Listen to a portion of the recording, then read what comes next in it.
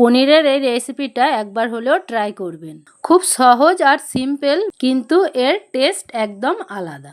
তাছাড়া এটা বানাতে খুব কম সময়েই এটা হয়ে যায়।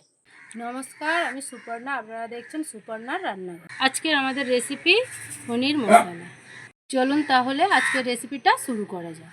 সবার প্রথমে আপনাদের এখানে 2টি টমেটো, যেটা বেসিক্যালি আমি একটা পেস্ট বানিয়ে নেব, আর 3টি পেঁয়াজ আমি ঝুরি ঝুরি করে কেটে নেব।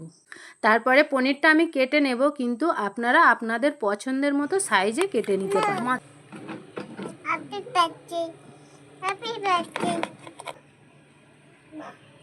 আমি এখানে কিছু মশলা রেডি করে নিয়েছি। তার মধ্যে থাকছে লঙ্কা গুঁড়ো, হলুদ গুঁড়ো, জিরে গুঁড়ো, ধনে গুঁড়ো আর স্বাদ মতো লবণ।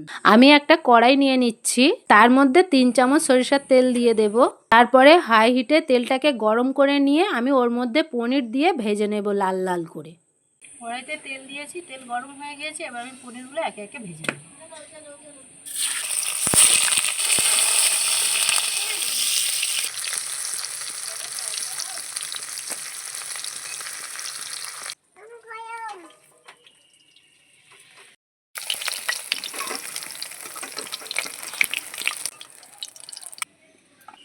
পনির ভাজার তেলে আমি কিছুটা ঘি দিয়ে দেব। ওই পনির ভাজার তেলে আমি দিয়ে দিচ্ছি 3 চামচ ঘি। এবার আমি একে একে গোটা মশলাগুলো দিয়ে দেব। দারচিনি, এলাচ, তেজপাতা আর লবঙ্গ। তারপর ঝুরি ঝুরি করে পেঁয়াজ কাটাগুলো আমি তেলের মধ্যে দিয়ে ভালো করে ভেজে নেব। পেঁয়াজে টমেটোর পেস্ট দিয়ে কিছুক্ষণ ভেজে নেব। দিয়ে দিচ্ছি আমি 1 চামচ আদা রসুনের পেস্ট। দিয়ে দেবো আমি আদা রসুনের পেস্ট আর স্বাদ মতো লবণ। গ্যাসের ফ্লেমটা লো করে আমি এদিকে 1 কাপ টক দই রেখেছি। তাতে আমি 1.5 চামচ হলুদ গুঁড়ো, লঙ্কা গুঁড়ো ও 1 চামচ জিরে ও ধনে গুঁড়ো দিয়ে ভালো করে আমি দইতে মিশিয়ে নেব।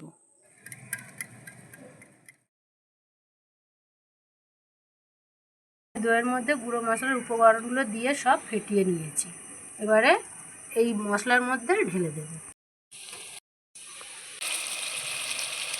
কড়াই ওই পেঁয়াজ টমেটোর মধ্যে দইয়ের মিশ্রণটা দিয়ে আমি 4-5 মিনিটের মতো মশলাটাকে কষিয়ে নেব।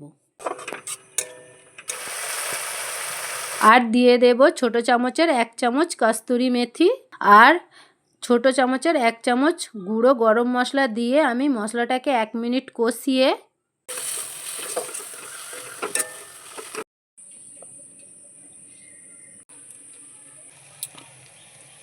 1 মগ জল দিয়ে দেব। আর 1 মিনিট ফুটলে আমি ভাজা পনিরগুলো ওর মধ্যে দিয়ে দেব। ঝোল ভালো করে ফুটে গিয়েছে, এবারে আমি ভেজে রাখা পনিরগুলো ওর মধ্যে দিয়ে দেব।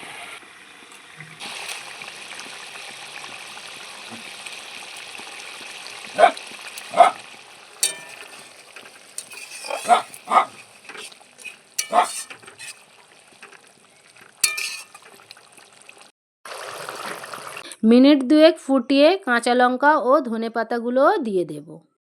আর কেটে রাখা ধনিয়া পাতাগুলো দিয়ে দেব। এবার আমাদের গাছ থেকে তুলে আনা কাঁচা লঙ্কাগুলো দিয়ে দেব। ব্যাস কিছুক্ষণের মধ্যে তৈরি হয়ে যাবে আমাদের পনির মশলা। আমাদের পনির মশলা পুরোপুরি তৈরি হয়ে গিয়েছে, এবার আমি নামিয়ে নেব।